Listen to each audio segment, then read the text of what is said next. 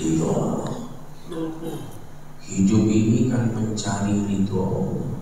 Jadi seolah-olah ridho itu berada di luar diri kita, sehingga ridho itu harus dicari. Mau kemana?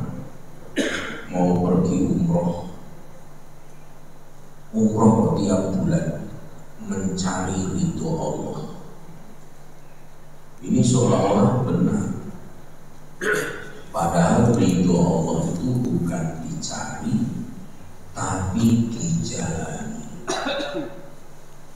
Jadi aktivitas apapun yang kita lakukan itu harus dalam rangka mencari, bukan mencari, menjalani ridho Allah. Saat ini kita ditakdirkan sholat subuh dengan sukacita kita, meskipun harus melawan beratnya rasa kantuk, penatnya keletihan kita setelah beraktivitas. Kenapa kita mau menanggalkan keletihan, kepenatan, rasa kantuk untuk berjalan menuju masjid sholat berjamaah? Karena kita ingin menjalani ridho Allah. Jadi menjalani ridho, bukan mencari ridho Allah. Kalau mencari, seolah-olah ridho Allah itu ada di masjid, seolah-olah di rumah itu tidak ada ridho. Padahal kalau kita membaik-baiki istri, berkhidmat kepada keluarga, itu diridhoi oleh Allah. Diridhoi. Menyabari istri yang cerewet itu diridhoi. Saking cerewetnya, saking sabarnya, harus semakin ridho. Bahkan ada suami kalau ibadah bayangannya selalu bidadari di surga. Kenapa selalu itu yang terbaik? Karena terlalu kecewa dengan istri di dunia. Kayaknya ada yang hadir ini. Sampai-sampai dia membunuh dirinya supaya segera bertemu dengan bidadari. Padahal kalau nanti ketemu bidadari, kalau sekarang ini bapak-bapak disuruh pilih, saat ini disuruh pilih bidadari atau pilih istri? Kayaknya istrinya hadir. Coba nggak jawab istri, hilang kopi. Nah, seorang wanita solehah, seorang mar'atus solehah ketika masuk surga dari semua sisi itu akan mengalahkan bidadari. Ini pendapat sebagian ulama seperti itu. Kenapa? Karena wanita solehah dengan bidadari itu proses penciptaannya, proses perjuangannya itu tidak sama. Bidadari mana pernah ikut taklim, ikut bersedekah, ikut berkhidmat, ikut berjihad, ikut berzakat, ikut merasakan betapa pedihnya menjalani kehidupan ini. Dia enak-enak saja diciptakan. Makanya kalau dibandingkan dengan seorang mar'atus solehah, wanita yang solehah, dari semua sisinya itu 70 kali lipat lebih hebat dari wanita solehah. Jadi makanya pokoknya apapun peristiwa yang kita alami, kita ridho saja. Karena ridho gak ridho tetap terjadi. Kita ridho tidak ridho tetap terjadi. Jadi mulai sekarang di mindset kita harus diputar bahwa ridho itu bukan dicari. Mau kemana? Ke kampus untuk apa? Mencari ridho. Memangnya di rumah kita gak ada ridho? Kalau kita berkhidmat pada keluarga, menyabari istri, membersihkan selokan, memperindah pertama, memangnya gak ridho kalau Allah melakukan itu? Kalau kita melakukan itu, Allah ridho. Jadi mulai sekarang harus ridho itu bukan dicari tapi dijalani. Itulah sebabnya setiap pagi, setiap sore Ada zikir petang yang dianjurkan dibaca 3 kali. Raditu billahi robban wa bil islami dinan wa bi Muhammadin. Aku ridho, aku ridho Allah Tuhanku, aku ridho Islam agamaku, aku ridho Nabi Muhammad utusan Allah. Itu diucapkan. Kenapa? Kita menjalani ridho, bukan mencari ridho. Nah, orang yang kondisi psikologi kejiwaannya berada dalam posisi selalu ridho, itu makomnya setingkat lebih tinggi daripada mutmainnah. Kalau mutmainnah itu tenang, ya sudah tenang lah. Sama dengan bumi ini.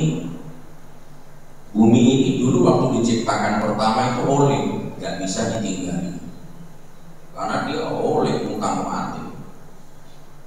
Lalu ketenangan bumi itu ternyata ditancapkan pasak-pasaknya. Jadi bumi ini dipasang paku, pakunya nggak main-main, pasaknya nggak main-main, tapi di beberapa tempat dipasangi gunung oleh Allah. Jadi gunung itu merupakan pasak bumi, sehingga ketika ditancapkan oleh Allah, bumi ini menjadi tenang. Sama dengan kita ini sekarang berada di dalam bumi. Tahu nggak maksud saya? Ada yang tahu nggak? Kita berada di dalam bumi itu maksudnya apa? Maksudnya kita berada di dalam tubuh, yang tubuh itu dibuat dari bumi. Jadi kita ini berada di dalam bumi. Makanya bahasanya Imam Al-Ghazali, ketika kita hidup, kita dikurung oleh tanah, dibungkus oleh tanah. Nanti kalau sudah meninggalkan itu, kita akan keluar dari tanah itu. Tanah yang dimaksud itu tubuh kita itu. Nah, tubuh kita itu tidak tenang, pasaknya harus ada, sama dengan jiwa. Kalau pasaknya bumi ini yang gunung, pasaknya badan kita ini yang menenangkan adalah seluruh yang diingini oleh badan itu adalah pasaknya. Kalau kita lapar, tenang kan? Yang bisa menenangkan apa? Contoh, gondrong, itu tenang. Itu untuk porsi tubuh. Jiwa itu sebenarnya senada. Jiwa itu juga senada. Tubuh itu butuh asupan nutrisi supaya tenang. Jadi kalau sudah makan, ngopi, terus apalagi sudah makan, sudah ngopi, merokok lagi.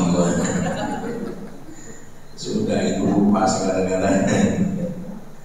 Jadi kalau sudah makan, sudah ngopi, sudah makan kue, sudah merokok, lagi yang merokok. Tapi saya tidak merokok. Itu jasa tenang. Kenapa? Kebutuhannya tercukupi. Sama dengan jiwa. Kalau jiwa itu asupan nutrisi kebutuhannya itu tidak tercukupi, itu nggak tenang. Jadi orang di makom mutmainnah, di makom rodiyah, atau di makom mardiyah. Mardiyah itu diridhoi. Ridho dengan diridhoi itu beda. Saya ridho, tapi belum tentu Allah ridho. Allah ridho, meskipun saya nggak ridho itu Allah. Ada perilaku-perilaku yang tidak ridho, tapi diridhoi oleh Allah. Ini banyak perilaku Nabi Musa itu. Nabi Musa itu nggak ridho juga. Tapi Allah ridho terhadap perilaku Nabi Musa itu. Memang begitu karakternya. Ini sudah tingkatan merasa mahabbah yang luar biasa. Makanya kalau Bapak yang pernah umroh, kenapa minum air zam-zam itu kok berdiri? Itu ada filosofinya. Kita datang tawaf, sudah itu sholat sunat 2 rakaat. Sudah sholat sunat 2 rakaat, minum air zam-zam kan? Itu kan sunatnya kan berdiri. Berdiri itu kan melanggar etika. Berdiri itu kan melanggar adat. Kenapa kok di situ berdiri? Itu saya bertanya-tanya di awalnya. Itu rasa jiwanya saya begitu menemukan itu, wah luar biasa keakraban dengan Tuhan itu kalau menggunakan bahasa mahabbah, bahasa cinta. Sampai apa terlanggarnya etika pun tetap begitu. Ini luar biasa rasanya. Waktu minum berdiri ini saya tanyakan kepada Allah yang Kiai Haji Bakri Wahid. Dulu kan pengasuh RRI, Deng Abang, Deng apa itu, Pak Kiai, kenapa kalau kita haji tawaf di umroh, habis tawaf kita sholat 2 rakaat minum zam-zamnya kok berdiri? Nabi kok berdiri? Itu kan melanggar sunnah, itu kan inkonsistensi. Jawaban beliau waktu itu memang tidak memuaskan saya, karena beliau bukan seorang ilmu tasawuf, menggeluti ilmu tasawuf, tapi menggeluti fikih. Beliau hanya berkata ittiba'ur rasul. Nabi begitu ya kita begitu, sampai nawatona, nanya-nanya. Kalau seperti itu ya saya tentu tahu juga jawaban itu. Nabi begitu kita ikut begitu. Tapi ternyata ketika kita ketemu dengan seorang mursyid, seorang ilmu memahami ilmu tasawuf, dan beliau juga seorang pembimbing ibadah haji, ketika itu ditanyakan, jawaban itu sangat menerangkan hati saya. Sampai semakin seperti itu Allah terhadap hamba. Beliau menjawab, kita itu datang sebagai tamu. Ya, setelah kita datang sebagai tamu, disuguhi, terus minumnya saja kok berdiri, itu melanggar adab sunnah. Minum berdiri itu adalah simbolitas keakraban antara tuan rumah dengan tamu. Simbol keakraban. Orang itu kalau akrab etika itu loh. Saya nggak berani menggurui, memain-maini, menggarap, menggojlok Pak Ketua kalau nggak akrab. Masa perbudak pertama kita main-maini, langsung nggak diundang lagi. Tapi karena akrab ya kadang-kadang kita bergurau. Makanya guruan itu jangan dimasukkan ke dalam hati, karena itu kadang-kadang simbol keakraban. Sama dengan bapak ibu, dulu waktu pengantin baru nikah, seminggu mau buang angin di depan istri, kita berpikir, wah ini baru seminggu nikah, utar lagi, balik pintu baru bunyi, malah kadang larinya mau kemana? Ambil itu bersihkan sampah, padahal mama mau buang angin di sana dia, supaya gak kedengaran istri, karena baru seminggu nikah, baru seminggu menikah. Tapi begitu sudah punya anak 4, itu meletus kiri kanan dibiarkan. Betul begitu ya? Kayak ada korbannya. Kenapa seperti itu? Karena keakraban belum terjadi. Tanya Pak Iman kalau nggak percaya. Saya sudah punya pengalaman beliau sekarang. Cuma beliau bisik-bisik, waduh saya menyesal menikah. Kenapa menyesal? Kenapa tidak dari dulu? Jadi itu simbol keakraban. Kadang-kadang Nabi Musa itu coba nikah polanya, sampai protes sama Tuhan, tapi Allah itu tetap ridho sama dia. Kenapa? Karena begitu karakternya. Dan Musa itu meskipun seperti itu tulus orangnya, ikhlas. Kalau kerja gak salah-salah. Allah itu makanya ridho dengan diridhoi di beda. Makanya rodiyah dengan mardiyah itu beda.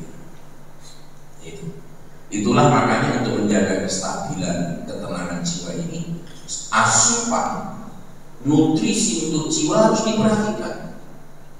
Bukan untuk tubuh saja, bukan untuk tubuh. Itulah makanya di tahun-tahun 1990-an itu masih ada yang ingat ya, ada seorang kiai ulama yang selalu muncul di TVRI, namanya Kiai Haji Mawardi Lebai El Sultani. Ingat ya? Wah, itu menarik sekali lo bikin analog itu. Itu Kiai Haji Mawardi Labai El Sultani. Jiwa kita ini sama dengan tubuh, kata dia. Tubuh itu butuh nutrisi, jiwa ini juga butuh. Kalau nggak terpenuhi, nggak tenang itu jiwa, nggak tenang. Apa pasarnya? Apa nutrisinya? Nah, disitulah sampai sekarang saya ingat, saya hafal. Bahkan pernah juga saya pernah nyerempet ke materi itu di tempat ini. Tubuh ini untuk tenang, kalau dia lapar perlu dikasih apa? Jiwa itu juga butuh makan. Tapi masalahnya makanan jiwa dengan makanan tubuh itu berbeda. Kalau makanan tubuh itu apa? Contoh.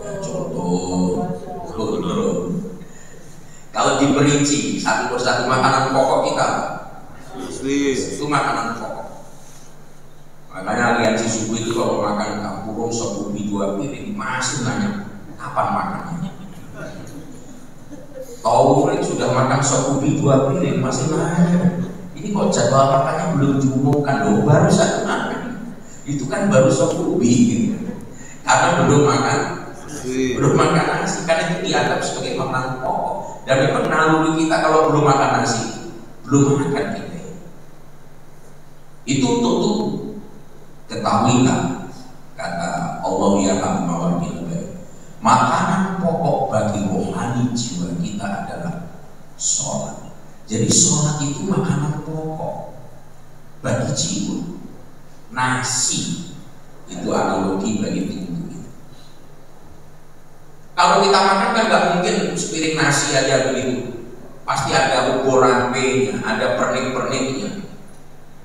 Setelah kita ambil 1 piring nasi, ambil apa lagi? Tahu apa lagi? Ikan, sayur, sambal, lombok lah. Jangan ngajari saya salah-salah. Ini disoting nanti. Ini berapa nanti bisa dilihat orang. Ini tahun 2024 ini ada Ustadz Okot di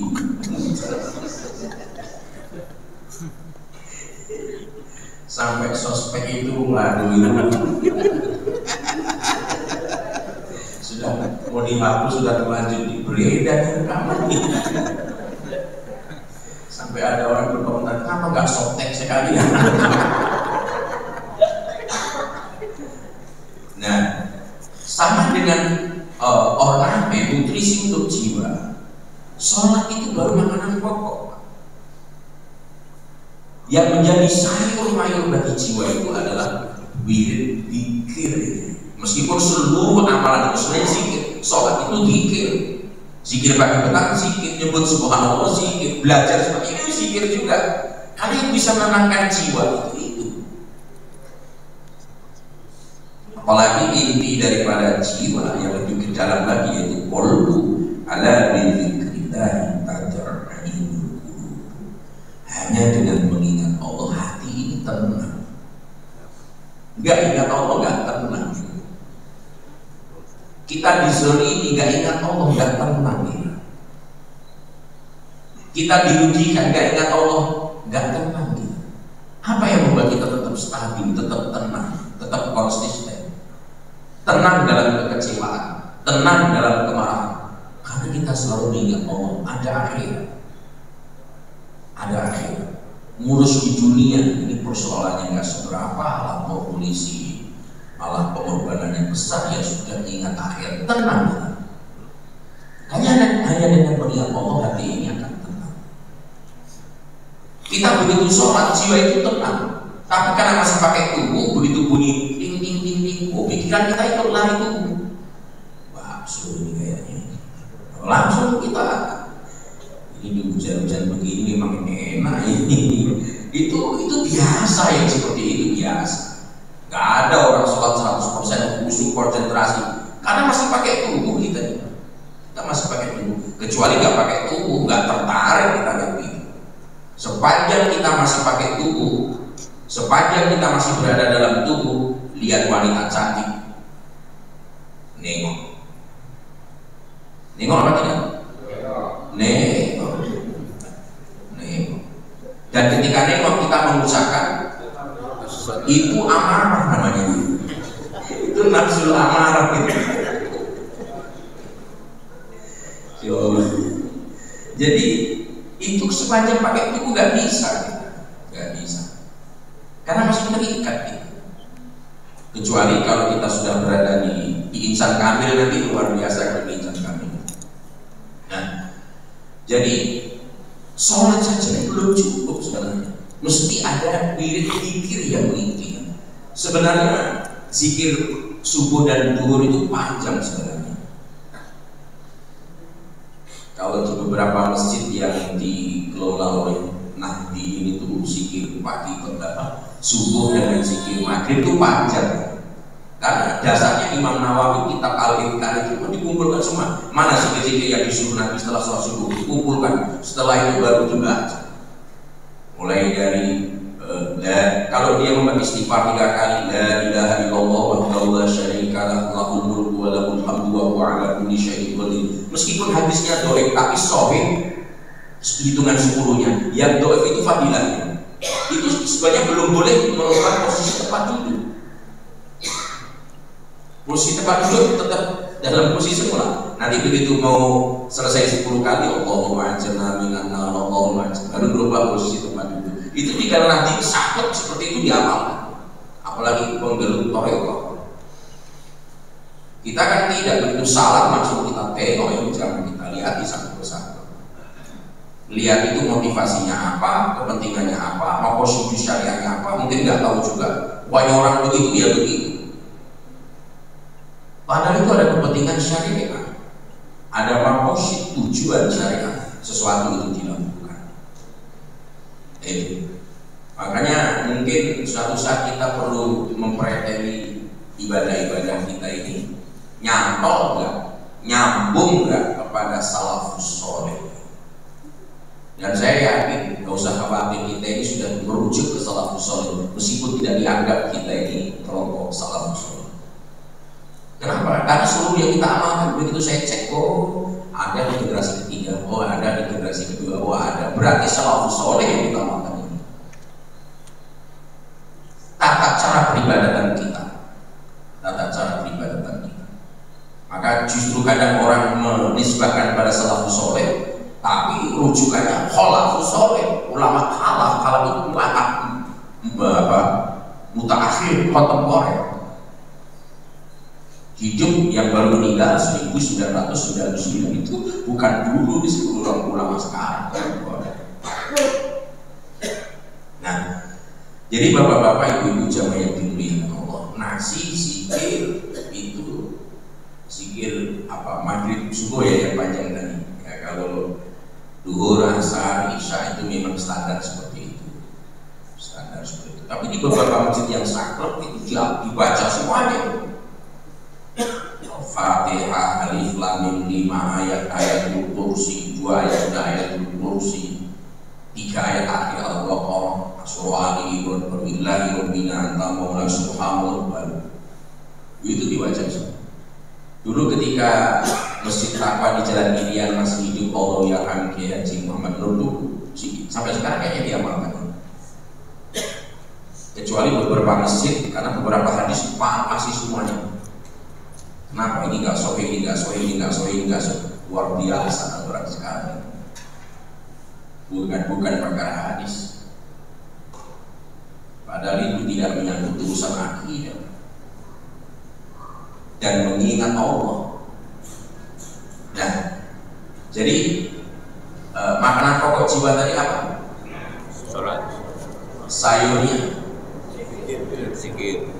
Nah, lauk dalam makan itu ikan, tahu, tempe itu kalau dalam jiwa, dalam perspektif jiwa itu adalah doa. Jadi doa itu mau berdoa, tidak mau berdoa. Orang yang tidak mau berdoa pasca sholat 5 waktu tetap dia berdoa meskipun dengan apa teknis yang berbeda. Dia tidak mengingkari ayat ud'uni astajib lakum, itu ayat masalahnya. Berdoalah kepadaku, pasti aku perkenankan. Tapi kenapa ini nggak mau doa setelah sholat 5 waktu? Karena doa berjamaah setelah sholat 5 waktu tidak dipraktekkan Nabi, tidak ada di zaman Nabi, dilakukan Nabi tapi tidak terus menerus. Dia punya alasan macam-macam, tapi tetap tidak mengingkari adanya doa. Kalau dia mengingkari doa, mengingkari ayat. Bahaya apa ini? Bahaya. Doa itu apa? Meskipun tata caranya angkat tangan, tidak angkat tangan itu teknis, tapi jangan diingkari doa. Itu kebutuhan rohani. Pakar-pakar psikologi itu, kalau bapak punya masalah, baru berdoa saja, solusinya belum ada, itu separuh energi sudah mulai. Dampaknya secara psikologi. Saya punya masalah betul, ya Allah. Musim hujan, saluran macet, sepatu air belum siap, hujan itu sepatunya belum ada, salurannya masih macet, tapi sudah tenang. Jadi boleh tidak secara teknis berdoa berbeda, tapi jangan ingkari ajaran doa di dalam Islam. Saya kalau mimpin haji malah menjelang terbenam matahari saya keluarkan dari tenda jamaah. Tanya Ustaz kami. Saya keluarkan dari tenda, saya kasih menangis di luar tenda. Beberapa detik lagi hari Arafah akan hilang. Bumi Arafah tetap tinggal. Harinya akan lewat dan Anda tidak mungkin datang lagi tahun depan. Bahkan sampai mati. Karena hari Arafah itu datangnya cuma setahun sekali. Arafahnya masih ada. Biar sekarang ke sana kita ketemu, tapi hari Arafah kan nggak ketemu. Saya keluarkan berdoa berdiri, begitu azan maghrib sudah pergilah, selesai kita. Kenapa? Malaikat sudah pergi semuanya, doa-doa sudah dibawa semuanya. Hari Arafah sudah pergi, berarti ini sudah bukan hari Arafah. Begitu terdengar azan maghrib, itu jamaah gampang sekali membuat orang menangis di tempat ini. Nah, jadi doa itu adalah merupakan lauk bagi rohani kita. Makanya kegemaran orang-orang soleh itu berdoa, apapun berdoa. Bahkan Nabi mengajarkan, meskipun persoalannya sendal putus, berdoa. Nah kita ini tidak. Begitu punya problem, pertama yang tahu problem itu bukan Allah, tapi tetangga. Kita punya masalah, begitu punya masalah yang pertama diberitahu bukan Allah, tapi saudara yang ada di Bulukumba, perbatasan Banten. Kenapa nggak bicara dengan Allah dulu? Makanya rumusnya itu begini: Allah dulu, Allah lagi, Allah terus. Gitu ya? Allah dulu, Allah lagi, Allah terus. Aduh, anak sakit. Ambil air itu suatu orang ngomong sama ngomong sakit ya, kasih bala sebelumnya putus-putus minyak tahu obat ini bacakan apa Fatihah karena sudah main kahfi wah lebih hebat lagi karena setiap ayat itu doa itu masalahnya. Sudah itu apa? Hari kok nggak ada perubahan bawa ke dokter bismillah, tapi sudah ngomong sama Allah. Sama dokter diperiksa, oh ini salah urat ini, terlalu apa? Terlalu semangat badminton. Terlalu semangat main bulu tangkisnya itu. 2 set saja, 4 set akhirnya. Contohnya begitu. Ini kasih obat, ini apa? Ini peradangannya dikasih obat. Tapi kita sudah bicara sama Allah. Setelah dari dokter, kenapa harus lari ke dokter? Karena yang mengetahui hukum sunatullah kesehatan dia. Kalau mau persoalannya mobil ya kita bawa ke Pak Ahmad. Karena yang memahami sunatullahnya beliau. Sudah dari dokter ya Allah lagi. Bagaimana hasilnya? Pokoknya Allah terus. Itu berarti kita telah mengamalkan wa iyyaka nasta'in. Prinsipnya kan iyyaka na'budu wa iyyaka nasta'in.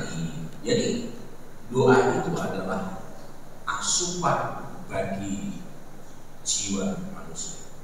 Orang yang dia nggak pernah berdoa tapi dia rajin sholat, nggak pernah pikir itu beda dengan beda. Jadi ada nasi, ada sayur, ada ikan, ada sambalnya, lomboknya. Sambal itu pedis atau manis? Pedis. Kira-kira yang menjadi amalan untuk jiwa yang itu berfungsi seperti lombok sambal itu apa? Sedekah. Sedekah. Kenapa? Karena sedekah itu pedis. Pedis nggak sedekah itu? Pedis. Uang 10.000 satu mangkok bakso. 10.000 satu mangkok bakso. Begitu sholat, saya tengok lewat 2 kali. Dari sini lewat lagi. Pertama nggak isi, kedua aku nggak enak nggak isi. Disedekahkan 5.000. Pedis atau manis? Pedis atau manis? Pedis. Nggak bisa satu mangkok bakso nih. Rokok-rokok unti satu. Jadi pedis.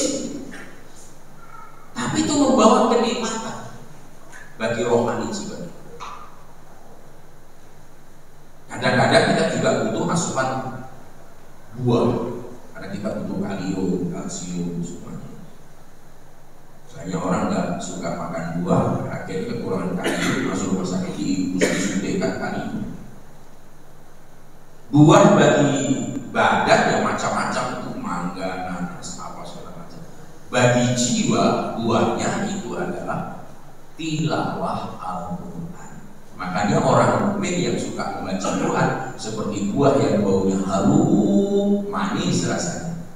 Anda orang mukmin nggak suka baca Quran, bacanya ya sekali-sekali. Ya itu seperti buah kurma, nggak ada baunya tapi tetap manis. Kok manis tuh dia suka nolong, suka ini, suka. Tapi kurang harum. Kalau orang munafik baca Quran seperti buah baunya harum tapi pahit rasanya, itu kan ada analog dari Rasulullah SAW. Jiwa itu butuh Tuhan. Makanya mesti ada waktu, meskipun hanya minimal 10 ayat sehari. Minimal 10 ayat kita membaca Quran. Untuk apa? Untuk kesucian jiwa kita agar stabil di posisi mutmainnah, agar stabil di posisi rohiyah. Dan kita tingkatkan menjadi marjiyah. Ya nggak usah murung-murung insan kamil, karena insan kamil ini justifikasi kehambaan sudah ada, sudah ada pengakuan kehambaan dari Allah Subhanahu Wa Taala. Itu insan kamil. Supaya lengkap 4 sehat 5 sempurna, disempurnakan dengan minum susu. Itu untuk tubuh. Dan untuk jiwa sebagai pelengkap 4 sehat 5 sempurnanya adalah sholat tahajud. Makanya sholat tahajud meskipun 2 rakaat, tutup witir 1, luar biasa. Sekali-sekali ya, apalagi kalau bisa mengistiqomahi, itu luar biasa. Itu amalannya orang-orang dulu, nabi-nabi terdahulu itu sholat malam. Kalau perlu nggak perlu tidur dulu nggak masalah. Yang penting malam itu dihidupkan dengan qiyamul lail. Itu nutrisinya besar. Malah sudah jadi disertasi ditulis oleh Dr. Muhammad Soleh. Coba buka di Google nanti. Terapi kesehatan dengan sholat tahajud. Dr. Muhammad Soleh. Itu beliau itu nulis doktornya didapat dari penelitiannya tentang dampak tahajud bagi kesehatan. Beliau bisa menguraikan kalau orang tahajud itu muncul tubuh memproduksi apa itu detail sekali, bahkan ada bukunya, bisa di Google aja. Kalau kita mau pesan di Shopee itu terapi kesehatan dengan tahajud Muhammad Soleh, begitu muncul pesanannya. Itu nutrisinya tinggi. Nah kalau jiwa itu kebutuhannya nggak dicukupi, itu kecenderungannya apa? Mutmainnah itu bisa fluktuasi, bisa turun. Mulhimah tahu ilmunya, tapi susah melaksanakannya. Akhirnya apa? Turun lagi lawamah, karena tidak dirawat dengan baik. Lawamah itu apa? Menyesali dia. Subuh itu wajib 2 rakaat lebih baik dari 2 dunia dan isinya. Dia tahu ilmunya, tapi tetap nggak mampu melaksanakan. Apalagi sudah amarah, nah itu mengganggu saja. Itu kalau sudah amarah begitu. Jadi yang sudah mutmainah itu dinaikkan grade-nya ke radiyah. An-nafsu radiyah itulah nafsu yang telah sampai makom fana. Makom fana itu maksudnya apa? Dia melihat dirinya tidak ada, semua ini tidak ada, yang ada hanya satu, Allah Subhanahu wa Ta'ala. Di dalam tingkatan tasawuf dia berada di makom fana. Tidak ada semuanya. Kenapa? Semua nanti kita nggak ada. Kita ini orang yang diadakan. Kita ini bukan ada yang sesungguhnya, ada karena diadakan. Oleh siapa? Oleh yang maha ada. Dia ada sebelum segala sesuatu itu ada. Bahkan sebelum kata ada itu ada. Bingung lagi. Jadi fana. Cuma ini ada. Tetapi orang yang berada di makom radiyah ini, ia masih melihat diri telah fana, sehingga dapat membawanya pada sikap ria, meskipun rianya terselubung. Kalau pamer keluar itu berarti nampak begitu. Kalau nggak nampak, dia tersembunyi. Orang tidak tahu, tapi bisa ria. Rianya apa? Begitu dia mengatakan, kayaknya saya ini sudah wali. Dia posisi seperti itu tanpa sadar dia ria terkedam. Ria tidak bukan keluar. Makanya orang yang berada di posisi radiyah ini selalu dalam keadaan begitu puas ya mau di apa ya hasilnya seperti ini itu. Inilah yang ditetapkan Allah Subhanahu wa Ta'ala. Ciri-cirinya selalu puas, selalu ridho. Tapi kadang-kadang masih tidak menyukai sesuatu, tapi tetap dijalankan ridho nih. Kira-kira ada pahalanya enggak? Tidak menyukai sesuatu, saya nggak suka ya, tapi saya tetap jalankan. Kira-kira ada pahala nggak dari sisi Allah? Ada nggak? Tetap ada. Orang pergi perang Badar berat itu Pak. Ini perang mencari mati, 300 melawan 1000 orang. Tapi tetap berangkat meskipun gerundel ini, itu tetap diridhoi oleh Allah Subhanahu wa Ta'ala. Jadi ini luar biasa. Makanya di Quran juga dikatakan kutiba alaikumul qital wa huwa kurhul lakum. Diwajibkan atas kamu berperang padahal kamu membencinya. Kita benci perang. Tapi perintah ya mau diapain? Perang itu. Perang. Tetap diapresiasi oleh Allah Subhanahu wa Ta'ala. Makanya makom ridho itu seperti kalau diridhoi, nggak ada kecengkelan, nggak ada benci. Apapun yang diperintahkan siap dengan sukacita. Makanya ridho dengan diridhoi itu beda. Radiyah dengan mardiyah itu sesuatu yang berbeda. Orang yang di makom radiyah ini selalu mewaspadai degradasinya dalam ibadah. Dia khawatir, dia untuk menjaga istiqomahnya itu dia khawatir kalau turun ke mulhimah, lawamah, amarah. Nah, orang yang posisi radiyah, nafsu radiyah, selalu beribadah dalam rangka menampakkan sikap syukur. Jadi dia ibadah itu memperlihatkan rasa syukur, memperlihatkan rasa syukur. Beda dengan yang ketujuh. Tingkatan yang ketujuh adalah nafsu mardiyah, yaitu seseorang merasa senang atau cinta kepada Allah dan Allah pun senang kepadanya. Kenapa? Karena diridhoi. Orang yang berada di makom diridhoi ini adalah termasuk orang-orang yang sudah hilang keluhan, hilang rasa benci, rasa tidak suka. Ke masjid sukacita, gembira. Kerja bakti senang sambil nyanyi-nyanyi bersiul-siul. Aliansi subuh kerja bakti, itu tingkatannya beda-beda kondisi jiwanya. Ada yang memang sukacita, itu perintahnya Allah. Dia gak ada urusan dengan apa namanya Pak Ketua, mohon maaf Pak Ketua. Wah, ini hubungannya dengan Allah. Kita suka kebersihan, bersihkan selokan dalam jalan musim hujan. Kerja bakti kita lakukan dengan sukacita. Dia melakukannya dengan sukacita. Tapi ada, kalau Rodiyah masih ada sedikit rasa apa, ketidaksukaan. Hari ini mau berendam, hari ini mau kafide, contohnya hari ini, contohnya begitu contohnya. Tapi tetap dijalankan jawabannya, tetap dijalankan. Jadi tingkatan-tingkatan jiwa ini juga mempengaruhi output seseorang dalam menjalani aktivitasnya. Yang ke-7 yang paling tertinggi adalah insan kamil. Insan manusia kamil artinya sempurna. Dan yang berada di posisi ini adalah Nabi Muhammad Sallallahu Alaihi Wasallam. Ini banyak sekali yang membahas tentang hidup para ulama. Yang dimaksud adalah manusia sempurna dari segi wujud dan pengetahuannya.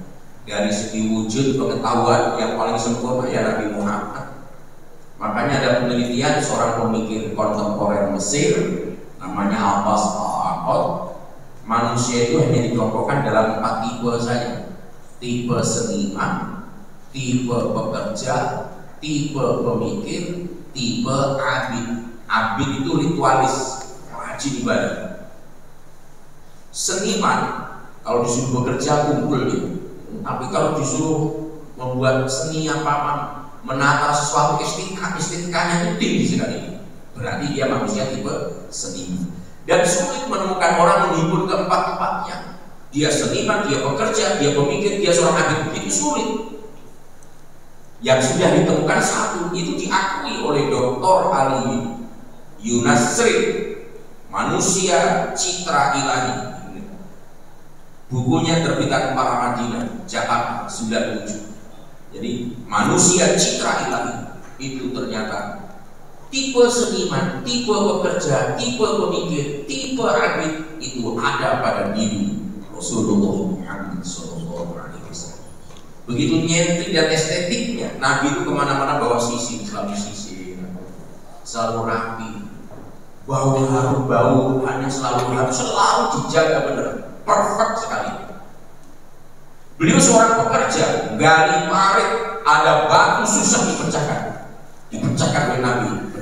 Padahal sahabat mencoba gak pecah-pecah. Pemikir, perjanjian Hudaybiyah ini cerdas Pak. Orang-orang gak setuju itu mati semua.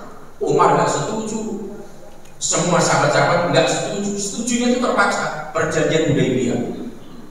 Karena kalau tawanan ditangkap orang Quraisy harus tidak dikembalikan. Tapi kalau ditangkap oleh orang Islam harus dikembalikan. Ini ada ketidakadilan. Tapi Nabi boleh. Udah, saya siap tanda tangan perjanjian Hudaybiyah. Tapi selama terikat perjanjian ini, biarkan orang berbicara Islam. Oh, nggak masalah mau bicara apa saja, orang kafir nggak tahu. Wah, inilah kecerdasannya Rasulullah. Meskipun dirugikan di satu sisi, tapi orang bicara Islam akhirnya berkembang pesat pada saat itu. Namanya apa? Ada kecerdasan karena beliau seorang pemikir. Seniman iya, pekerja iya, pemikir iya, abidnya iya. Buktinya apa? Sholat tahajudnya 1 rakaat menghimpun 3 surah Al-Baqarah, Ali Imran, An-Nisa. Itu kalau nggak seorang abid nggak diusai. Makanya sekali-kali kita ingin minta Pak Imam sholat Isya. Rakaat pertama Al-Baqarah, Ali Imran, An-Nisa sekali-sekali. Nanti begitu salah masih ada kan kurangnya. Kita mau disebut abid bukan, pekerja bukan, seniman bukan, pemikir mau disebut apa lagi kita ini kalau Nabi menghimpun ketiga ini. Makanya layak kalau beliau disebut sebagai insan kamil. Indikasi insan kamil fisiknya selalu sehat dan kuat. Keterampilannya, akalnya cerdas, hatinya penuh dengan iman kepada Allah Subhanahu wa Ta'ala. Bahkan ada ulama, orang yang berada di posisi insan kamil, status kehambaannya sudah ditandatangani oleh Allah, sudah diterima. Ini sudah resmi. Kita ini belum resmi. Kita ini.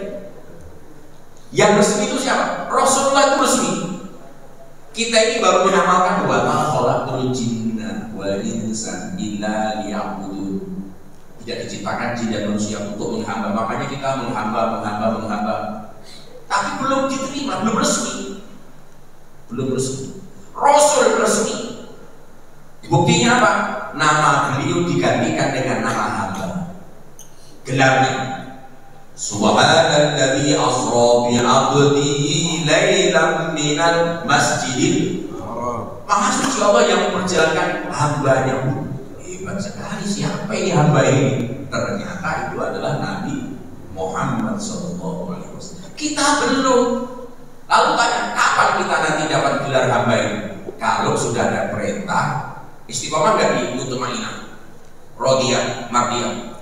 Kalau istiqomah, di saat pulang kita dipanggil, ya ayyatuhan nafsul mutmainnah irji'i ila rabbiki radiyatan mardiyah.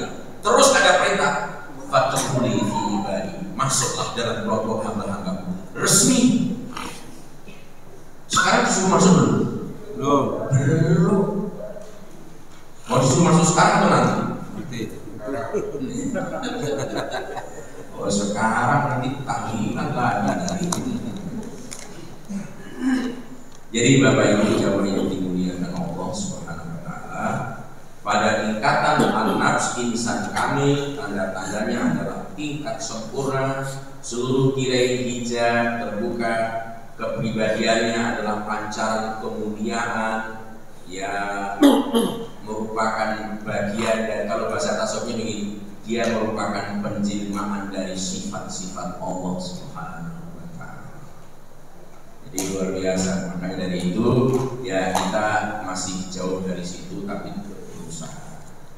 Kalau mensotoh sampai akhir hayat gagal, ya minimal usaha kita itu dilihat, mudah-mudahan disampaikan oleh Allah Subhanahu wa taala. Memang kamu nggak sampai, tapi niatmu serius, ya sudah kamu masuk situ aja. Itu yang saya harapkan. Yang saya harapkan itu seperti itu. Karena apa? Karena memang persoalan hidup yang kita hadapi tidak ringan, tidak kecil, tidak tidak ringan, tapi juga tidak kalah kompleksnya dengan problem yang dihadapi di masa yang lalu. Saya kira ini kajian kita pada subuh hari ini.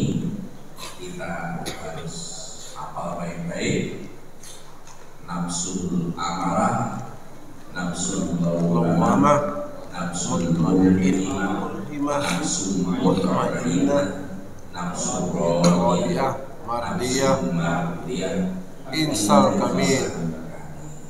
Semoga Allah memberkati kita. Ada yang bertanya, saya persilakan. Silakan Pak, bagi yang ingin. Ibu-ibu, ada ibu-ibu, ada bapak. Ibu-ibu ada juga? Ada? Ada. Itu ada ibu-ibu anak-anak. Ya, tunggu saja. Ada. Ibu-ibu dulu. Maaf, Pak Ustaz, barangkali satu saya tanya. Pertanyaan saya kaitannya adab bermajelis. Tadi sudah disinggung bahwa itu wajib hukumnya ucapan alhamdulillah dan sholawat. Pertanyaan saya kira-kira begini, bagaimana seandainya kita itu bermajelis dengan non-muslim biasa di seminar atau mungkin rapat-rapat tertentu, kita dipimpin non-muslim, otomatis kita awali atau bahkan diakhiri tanpa sholawat. Pertanyaan saya, bisakah kita dalam bermajelis begitu kita sholawat sendiri, ucapkan alhamdulillah, itu sudah mengesahkan dari rapat tersebut ya? Kira-kira itu Pak. Terima kasih. Saya itu sering menghadiri rapat dengan orang-orang liberal. Orang-orang liberal itu bebas, nggak mau terikat dengan aturan begitu. Ya langsung kita mulai, jadi apa kira-kira ada usul, jadi belum dibuka, belum apa. Yang namanya rapat itu kan mestinya kan Assalamualaikum warahmatullahi wabarakatuh, selamat pagi, kan ada muslim di situ. Kita hari ini akan membahas, mestinya begitu. Tapi ini tidak, langsung aja. Nah kalau seperti itu saya ketika berbicara biasanya saya awali. Ada yang mau menambahkan, mengurangi, biasanya saya katakan supaya majelis itu menjadi berkah dalam perspektif keyakinan saya. Saya bilang Bismillah walhamdulillah salatu wassalamu ala rasulillah, itu sudah cukup itu. Amma ba'd, saya berharap pada musim haji tahun ini tentunya itu ya harus November itu dimulai supaya tidak tiba masa, tiba akal, akhirnya begitu menjelang last minute orang sudah mepet, ada tanggal 10.000 gerusa-gerusu, akhirnya dikelola dengan sembarangan, akhirnya ketahuan melanggar undang-undang. Makanya saya awali dengan Bismillah, alhamdulillah, salatu wassalamu ala rasul. Karena ada non-muslim juga ikut terlibat. Nanti kira di pilkada itu tidak ada non-muslim di bagian dagar, di bagian apa, semuanya ikut penerbangan, ikut terlibat juga ya. Jadi begitu. Maka dari itu dibiasakan setiap pertemuan rapat resmi Bismillah, alhamdulillah, salatu wassalamu ala rasulillah, supaya majelis itu tidak tergersam dari nilai-nilai keilahian. Bahkan ada hadis ekstrim, majelis tidak ada sholawat di dalamnya, majelis bangkai. Tapi ketika ada sholawat, sesederhana apapun sholawat itu menjadi taman-taman surga, raudhatul jannah. Enggak apa-apa sedih, karena kita harus pandai-pandai membawa diri. Karena apa? Komunitas yang kita hadapi tidak semuanya sepaham dengan kita masalahnya. Saya empat papan istilahnya, tahu empat papan gitu. Di mana ada tempat, di situ kita menyelesaikan. Yang bahasa pepatah Indonesianya, langit dijinjing, langit dijunjung, bumi dijajah. Ya, di sini bahasanya tapi ya saya tapi. Kalau di kampung saya, guru saya tapi itu kita kira melanggar syariat apa tidak? Karena ada orang nggak mau itu dia dianggap dia mengagungkan manusia, padahal bukan dalam kapasitas seperti itu. Jangan dikira perintah Allah kepada malaikat sujud pada Adam itu perintah penghambaan, bukan penghambaan. Yang Tuhan itu Allah, bukan Anda. Nanti kalau seperti itu jawabannya iblis yang benar, malaikat yang salah. Saya tetap tapi. Tapi ada juga yang istilah musyrik, ada yang begitu, biarin aja kan, ada mengetika. Begitu Pak ya. Jadi boleh kalau Bapak berinisiasi seperti ini. Ya, silakan. Ya, ibu lagi. Ya, pergi ke kantor polisi. Memang sabar itu prosesnya pahit memang. Tapi sabar itu termasuk luar biasa. Dari satu sikap yang membuat Allah membackingi seseorang, membersamai seseorang, sabar. Jadi kalau mau dibersamai oleh Allah, dibackingi oleh Allah, sabar. Ayatnya sederhana, innallaha ma'as sabirin. Bersama. Kalau sudah bersama, hati-hati. Saya menganiaya orang itu sabar dan membalas, hati-hati. Tapi kalau Allah membalas, habis saya. Saya tidak melawan dia masalahnya, saya melawan yang membersamai dia. Siapa yang membersamai dia? Menurut ayat adalah Allah. Kalau Allah memainkan hukum karenanya, hukum sunatullahnya, habis. Karena yang salah bukan dia, tapi yang membersamai dia. Maka bersabar harus dengan ilmu, bukan pasif, tapi harus aktif. Saya kira ini aja yang bisa saya sampaikan, dan sinar matahari semakin memilukan. Dan bapak-bapak sudah semakin gelisah dari tadi.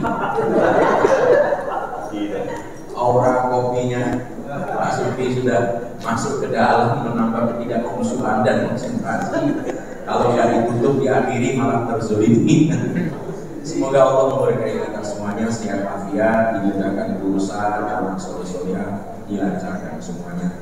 Itu dengan tasbih farah, subhanallah wa bihamdihi, asyhadu an la ilaha illa anta, astaghfiruka wa atubu ilaik. Wallahu waliyul muttaqin. Assalamualaikum warahmatullahi wabarakatuh.